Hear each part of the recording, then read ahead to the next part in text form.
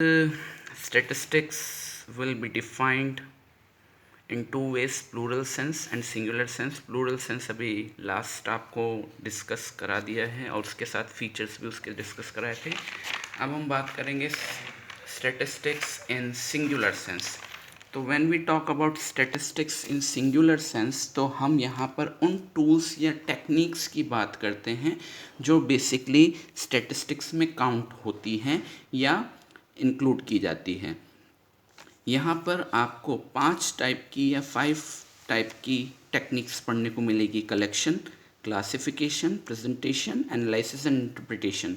सबसे पहले मैं आपको बता दूं कि ये 5 जो नाम मैंने लिखे हैं, ये 5 स्टेप्स हैं या स्टेजेस हैं किसी भी स्टैटिस्टिकल इंक्वायरी के, या स्टैटिस्टिक्स में जब भी कोई स्टडी किया जाएगा तो वो 5 स्टेप्स में होता है। कलेक्शन, क्लासिफिकेशन, प्रेजेंटेशन, एनालिसिस और इंटरप्रिटेशन। और इनसे रिलेटेड अलग अलग टूल्स और टेक्निक्स हैं, कंसेप्ट्स हैं, वो आपको बताए जाएंगे। तो यहाँ पर मैंने नोट भी लिखा है। तो every stage uses certain tools which we will discuss in further chapters. तो सबसे पहले तो स्टैटिस्टिक्स इन सिंगुलर वे का मतलब है स्टेट्स में काम में आने वाले मैथड्स और टेक्निक्स। वो मेथड्स जो होते हैं 5 स्टेजेस से रिलेट करते हैं। ये स्टेजेस हैं collection, classification, presentation, analysis and interpretation. कभी भी कोई स्टैटिस्टिक्स में हम स्टडी करेंगे तो यही 5 स्टेप्स हमने करने हैं।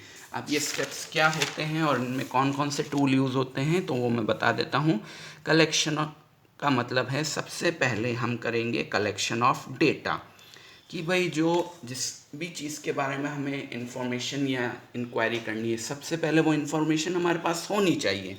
जैसे हम मान लीजिए कि हाइट्स के बारे में कोई इन्फॉर्मेशन निकालना चाहते हैं, एज के बारे में निकालना चाहते हैं, प्राइसेस के बारे में निकालना चाहते हैं, तो सबसे पहले हमें उन्हें कलेक्ट करना पड़ेगा।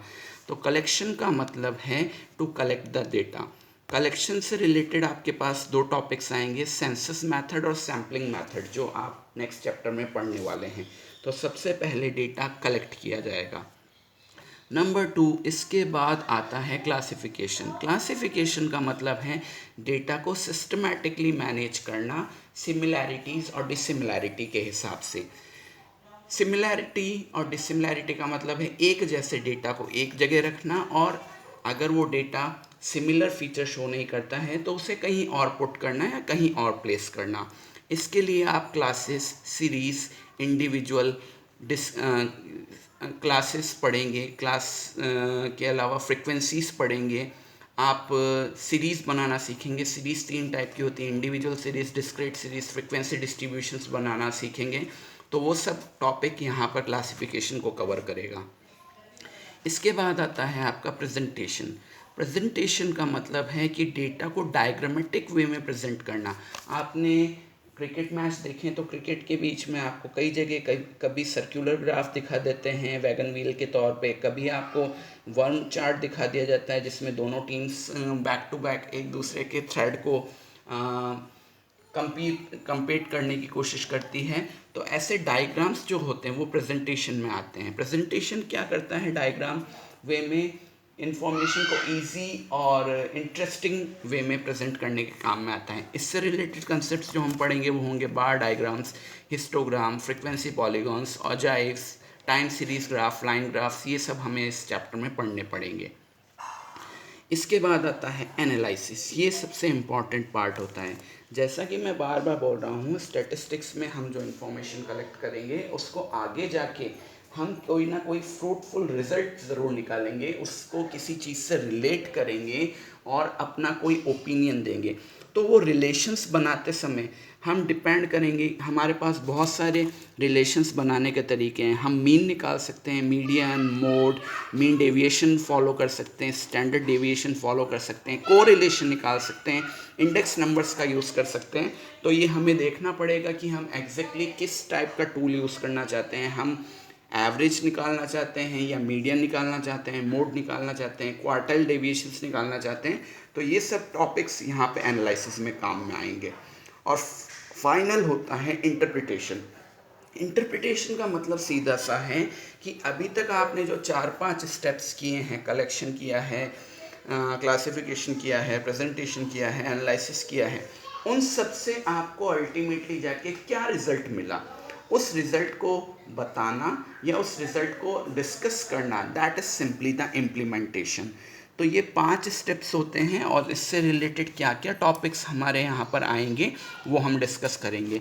तो मैंने आपको बताया है statistics in singular sense. Basically statistics in singular sense के टाइम हम बात करते हैं स्टैटिस्टिक्स में काम में आने वाले मेथड्स और टेक्निक्स की। वो मेथड्स या टेक्निक्स अभी मैंने आपको डिस्कस कराई हैं। टोटल किसी भी इंक्वायरी के 5 स्टेप्स माने जाते हैं: collection, classification, presentation, analysis and interpretation. तो लेटर ऑन ये इन सब का मीनिंग है और उसमें कौन कौन से चैप्टर्स या कंटेंट हम डिस्कस करेंगे वो हम यहाँ पर बात कर चुके हैं, जो आने वाले फर्दर चैप्टर्स का कंटेंट बनता है। Okay, finally to end up this topic we are talking about some limitations of statistics. यानी स्टैटिस्टिक्स की कुछ क्वालिटीज़ हमें पता चली है, तो कुछ इसकी लिमिटेशंस भी हैं। जैसे पहली इंफॉर्मेशन जो या हमारे पास जो लिमिटेशन आ रही है वो है कि it study only numeric facts. जैसे मैंने आपको बताया था स्टैटिस्टिक्स में क्वालिटीज़ डिस्कस तो हो सकती है, लेकिन उन क्वालिटीज़ का नंबर में एक्सप्रेस होना ज़रूरी है। तो अगर आपके पास केवल कोई क्वालिटी वाइज डेटा है, कोई एबिलिटी वाइज डेटा है, बट वो नंबर्स में शो नहीं हो पा रहा है, तो वो स्टैटिस्टिक्स में डील नहीं हो पाएगा। इट मीन्स नंबर या न्यूमेरिक एक्सप्रेशन होना ज़रूरी है। इसीलिए मैंने बोला था कि अगर हम इंटेलिजेंस की बात करते हैं तो इंटेलिजेंस को स्टैटिस्टिक्स नहीं माना जा सकता, लेकिन इंटेलिजेंस को हम मार्क्स के थ्रू अगर शो करें तो वो स्टैटिस्टिक्स में जा सकता है। तो इसी तरीके से हमने कहा कि ब्यूटी, ऑनेस्टी, ये सब क्वालिटीज़ हैं। इन क्वालिटीज़ को यहाँ डिस्कस नहीं किया जा सकता है। हाँ, अगर इन क्वालिटीज़ को किसी स्केल पे, किसी नंबर पे शो किया जा सके, मेज़र किया सके, तो उसके थ्रू हम ज़रूर उसको स्टैटिस्टिक्स में डिस्कस कर सकते हैं। नेक्स्ट एक स्टैटिस्टिक्स का इम्पॉर्टेंट जो लिमिटेशन है वो है कि इसके जो रिजल्ट्स निकलते हैं वो एग्रीगेट मैनर में ही शो हो सकते हैं, वो इंडिविजुअल जो यूनिट होती है उसके ऊपर एप्लीकेबल नहीं होते। इसको हम यूँ समझ सकते हैं कि क्रिकेट का मैच चल रहा है, 50 ओवर के गेम में 300 का स्कोर बना, तो 300 के स्कोर के हिसाब से मेरी रन रेट आती है 6 रन्स पर ओवर। बट अगर हम कभी भी मैच का एनालिसिस करें तो हर ओवर में रन बनने की रेट या हर ओवर में 6 रन्स ही बनेंगे, ऐसा ज़रूरी नहीं हो गए। बहुत सारे ओवर्स मैडन भी जाते हैं, कभी कोई ओवर में 1 रन भी बनता है, कभी में किसी में 20 भी बन सकते हैं। ऐसे ही अगर हमने मान लीजिए डिस्कस किया कि एक क्लास की एवरेज हाइट आती है 120 सेंटीमीटर, तो इसका मतलब स्टैटिस्टिक्स तो ये कह रहा है कि सभी बच्चों की हाइट 120 सेंटीमीटर है, बट हम जानते हैं कि सभी बच्चों की हाइट एग्जैक्टली एक दूसरे के बराबर होगी और एग्जैक्टली 120 सेंटीमीटर होगी, ऐसा ज़रूरी नहीं है। किसी की 120 सेंटीमीटर भी हो सकती है, किसी की उससे कम भी हो सकती है और किसी की हाइट उससे ज़्यादा भी हो सकती है। तो यहाँ पर स्टैटिस्टिक्स के रिजल्ट एवरेज बेसिस पे शो होते हैं।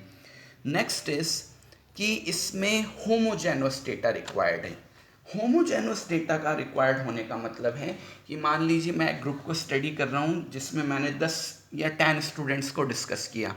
अब एक की तो मैंने एज ले ली, दूसरे की हाइट ले ली, तीसरे का फेवरेट कलर ले लिया, तो ये डेटा रॉन्ग होगा। अगर मैं एक स्टूडेंट की हाइट ले रहा हूँ तो बाकी सारे स्टूडेंट्स की हाइट से ही उसको कंपेयर करूँगा। अगर मैं एक स्टूडेंट की एज ले रहा हूँ तो उसकी एज को दूसरे स्टूडेंट्स की एजेस के साथ कंपेयर करूँगा।